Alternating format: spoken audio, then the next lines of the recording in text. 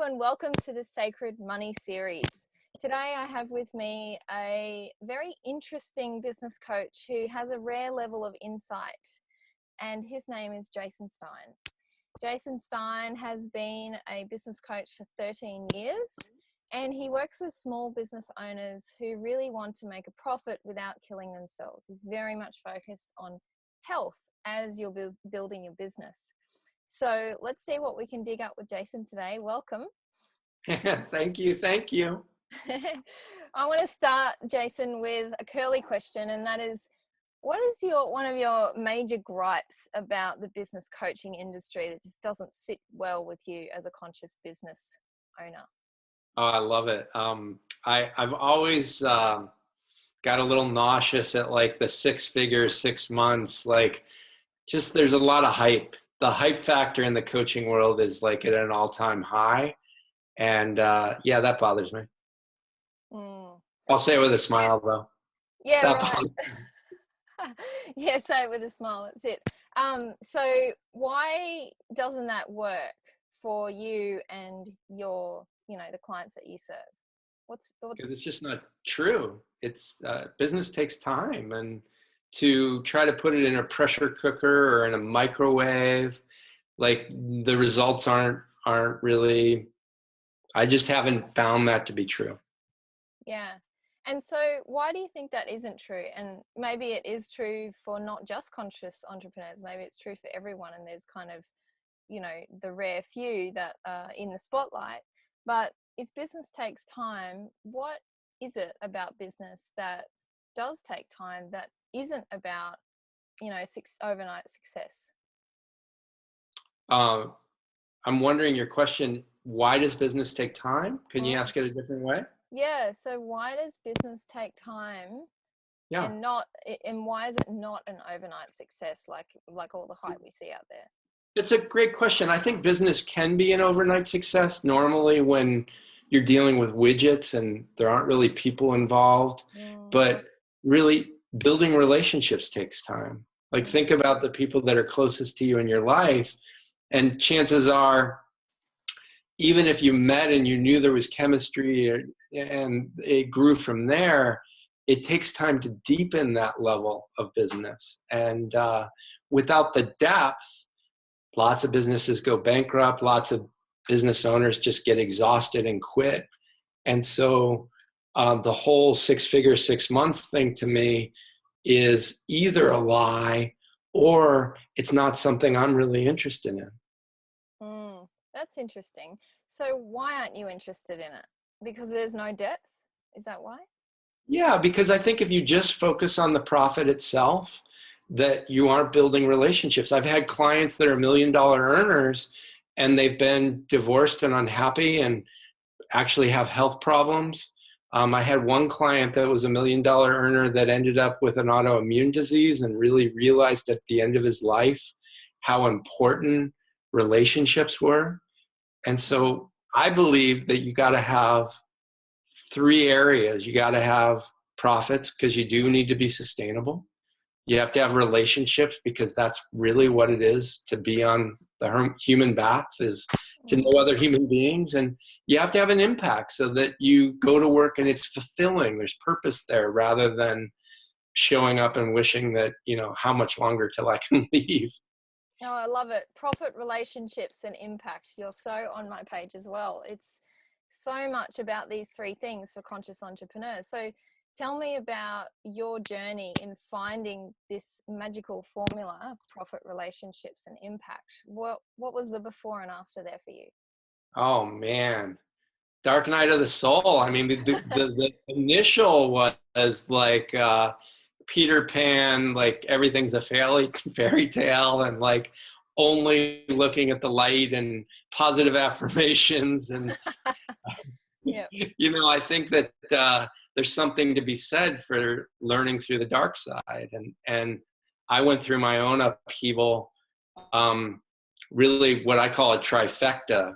And that's where I went through a very unexpected divorce. I went through bankruptcy and I lost my home. And it was in that moment that I realized when it came to money, that money does matter, but we don't have to put all our focus on it. And so for me, the personal journey came into how was my relationship with money, and how can I make it better? Because it really was a relationship of, someone that you didn't really want to talk to or see or touch, but you wanted them there. And eventually I learned how to really embrace a relationship with money in a really healthy way that really brings me a lot of livelihood and that I have fun with.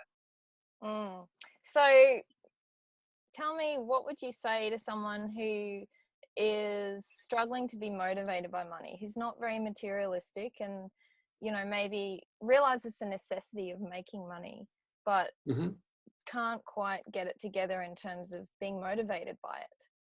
Yeah, I would say don't be motivated by money, be motivated by relationships, and be motivated to learn more about how to build business. Because if you're really having an impact, you're gonna have purpose, and your purpose is to serve more people. If you're serving more people, you can end up making more money as a secondary or tertiary gain, and that's not a bad way to go. Yeah, actually, that's interesting. It seems so obvious that the more people that you serve, the more the money flows. But I find that often conscious entrepreneurs get into this bind over the money and wanting to be of service. And so they actually end up restricting how much they serve or holding back how many people they actually access. So it's kind of, it's really holding ourselves back sometimes. What's your experience with that? Well, my experience was holding myself back. It was, there was a time where I felt like money, the money was the root of all evil. And, that's not the real quote. It's money in and of itself is the root of all evil. Or there's some kind of phrasing that makes that phrase actually be different than it is. But I was raised in a family where money was kind of a taboo subject. And when it was talked about, there was often strings attached, or there was guilt, or there was shame, or there was blame. And so I just thought that it might be better to do money in a way where I never looked at it and to save more than I spent. That was my formula. Like, if I could save more than I spent, then I would always have enough to survive. And it was a good strategy until I got married and we had really different money patterns and money beliefs. And next thing I knew, there was debt spiraling. And so that didn't work. My way of doing it wasn't working any longer. And so I think the first step is to call yourself out if you aren't motivated by money, and to say, that's okay that I'm not motivated by money, but if I'm in business, I need money to succeed. And I've done research in this, that there are people doing pay what you can model. There are people doing barter systems, but generally they're not sustainable if they're doing their entire business that way. Yeah, so let's talk more about the strategies that you would suggest, the sort of more out of the box, outside the box strategies that you've experienced. Yeah. Well, some of the ones that have worked for me is that when you aren't motivated by money, oftentimes people are magnetized to you because it's safe, and they will ask you for things. Like, they'll ask you to treat them for free, or to give them stuff, or they'll ask for you to donate to their charity. And oftentimes the conscious entrepreneur has zero boundaries. So out of the sake of giving, they give more than they receive, and that becomes a problem. When we look at the number one human need in the world, it's to be a contribution. And if we only honor the need to be a contribution, we're not sustainable, because we're not letting people give to us too. So the first thing I had to realize is it's okay to receive. Like, not only is it okay, it's healthy to receive.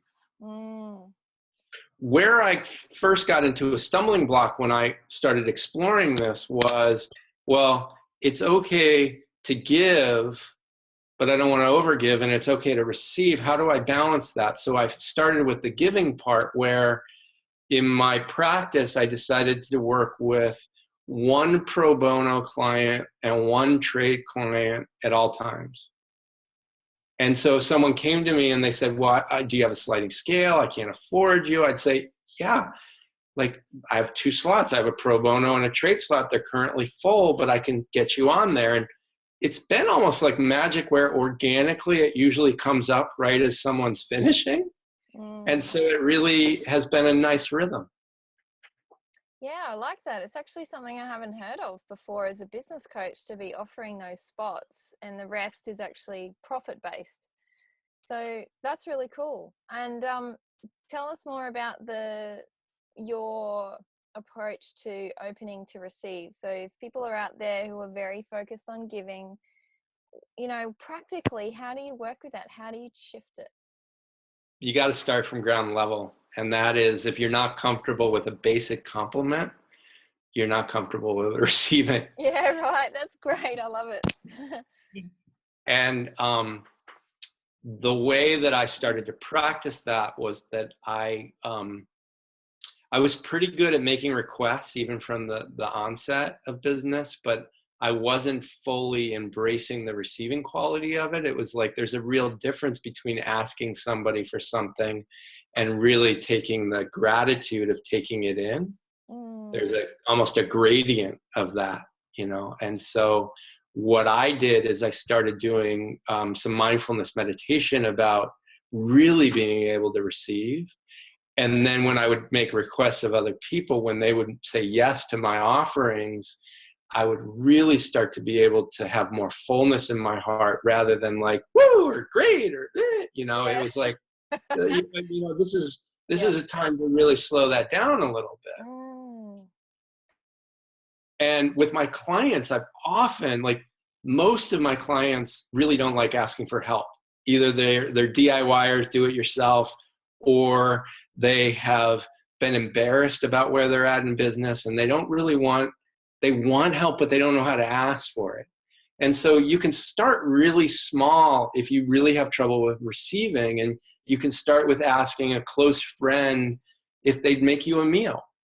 If that's too far of a stretch, you got some work to do, right? And that's okay. Start where you are, and then let that grow more and more and more. And eventually, it's not about the money. It's about saying, this is the investment in the work we do together. And I really am taking a stand for the work that I do.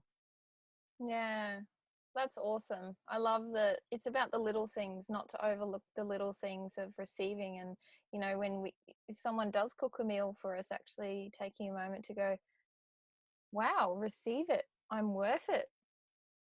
I value myself enough to fully receive this.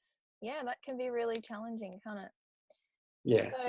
So let's talk about money flow, because that's really an extension of what you're saying, that giving and receiving happens in flow. So there's no giving and receiving and holding on and accumulating in the middle, is there? It's kind of like the money that you have, you've got to make it work for you. It's got to be moving and growing, and same with the money that's coming in. So what's your experience of, that flow versus holding on or accumulation of money? Yeah, it's great because, as I said, my strategy was saving, and then I went through the upheaval. And what happened is I first realized I didn't really know anything about money as a business owner. I thought that I did, but I really didn't. And so someone had told me that don't hire someone about help for money with bookkeeping until you can do it yourself. And so I did that for about 6 months to a year, and it was the worst advice ever. I was in the exact same place. So I finally asked for help, and I found a bookkeeper that worked both on the emotional side and the number side. And I was shocked when they said, you're doing better and better, and you need to spend some of this money. And I was like, oh yeah, Roth IRA, 529 education plan for my kids. I'm ready to spend more money. And they were like, no, you have to buy something for yourself. what are you going to buy for yourself? And it was a huge epiphany. It was like, you mean I have to just go spend money to really experience happiness? Because to me, it was like, if I didn't really like spending money, I didn't have a healthy relationship with money, I didn't realize that not only could I support someone else by spending money, but I could really have more fun. And so I saved up for a grill. It was $200, and at the time felt like a lot of money. And I went to a local place, so I got to support, local place as well. I bought the grill, I took it home, and I love grilling. I became like, I could grill Cheerios. I love that grill. Like, I clean it every year, and it's just like, yes. Whatever works for you. Man, it was awesome. And so that $200 purchase turned into, a several $1,000 purchase, and then a motorcycle, and then a brand new car. And I just kept going. And the principle still works today. Yeah, I like that. It's really about how it makes you feel. And if money's sitting in your account just static, then what's the point of that? Or if, you've got no money in your account, even if you've got a tiny amount of money in your account, there's a lot you can do with it, right? There is a lot. It's like, whether it's your favorite chocolate bar or a car, like, I had no idea. Like, cars to me, I'd always buy a couple $1,000 car, and I get from point A to point B, and I bought a really nice car. I love it. Yeah. And what you're really highlighting to me here is, that money isn't actually about money. It's about us. And it's like looking in the mirror and looking at your face, and how's my face? What wrinkles do I have? It's like you look at your bank account and you can read someone based on how their bank account is flowing. So, in that way, how we manage money is very much about self-mastery, isn't it? It's like a spiritual practice. And I want to make a distinction that I'm not against someone like driving a $2,000 car. Like, if that works for you, that's awesome, because you may be wanting to spend your money elsewhere. Like, my wife and I have a travel account because we love to travel. So taking a look at, for you, just imagine if you weren't resisting money, and money, you weren't motivated by it, but if you just were able to receive more of it, where would you spend it? Yeah. And tell me more about some of your most unconventional money strategies that you, because I know that you really are, this is you to a T, that you really do think outside the box when it comes to money. And I love that you have this experimental nature with it, and, you don't take it too seriously. So, Yes. what are some of those really... All right, I'll give you a couple. I was against credit cards after I went through money upheaval, and so I just didn't use them until I realized I could get a credit card with mileage, and I could just pay it off every month, because I'm really aware of money flow right now. So I know what comes in, what goes out, and I can balance that with a really high-end return on air mileage. So my wife and I take a free trip every year. Cool. That's a good one. Yeah. My wife and I have like these coupon books on our phones. They're called Chinook books here in Portland, Oregon. And when you have this Chinook book, you are able to locate in the neighborhood 2-for-1 discount on coffee, or organic food that's at a discounted price. And it's very natural, and they're products we already use, and it costs $15 to buy it. So my game was to try to make that money back, and I ended up like saving $50. And my wife is super saver. Like, she's like a Native American woman, where she'll use every part of the buffalo, and That's great.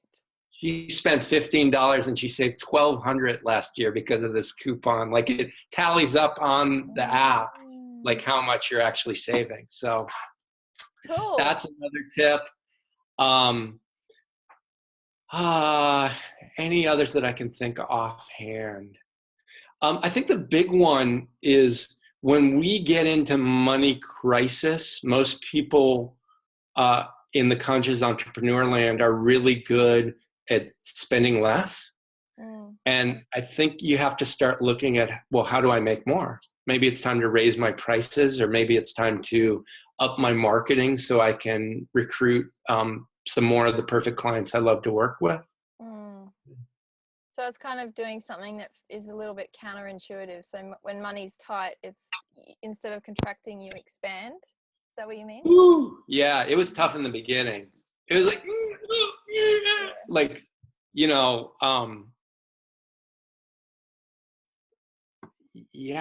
we just have to remember that we don't need to be motivated by money, but when we're spending money, we're circulating it. And so it may be one of the big things for me is that I got a housekeeper, and I was like appalled that the idea even popped in my mind that I would have someone else clean my house. And then I realized that deep scrub that you do on your house, I hate doing that. And here's this woman, Christy, who loves to do it. And I get to hear stories about her family, and I know that I'm helping her livelihood, right?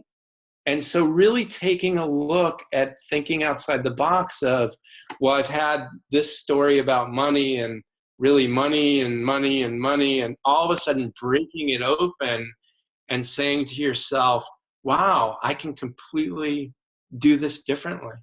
And in doing it differently, I actually can create not only more aliveness in myself, but more aliveness in my community with other people as well.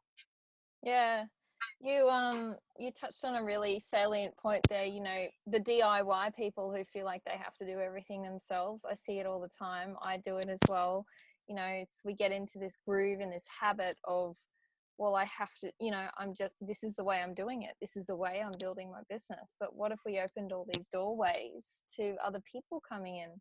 Yeah, it's so simple, isn't it? That's the thing.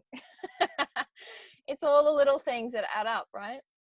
It is the little things. And I think that, you know, one way to look at it is if you can just take a moment and imagine that money's coming in and you're holding on to it versus really money coming in and circulating out and you don't have to hold on to anything, but there's enough flow in the giving and the receiving. It really is an expansion. There isn't that tightness or that clamping down. And to me, money challenges and money problems probably leads to more relationship breakdown and health disorders than anything else. So yeah, well, it's all related, isn't it? Absolutely.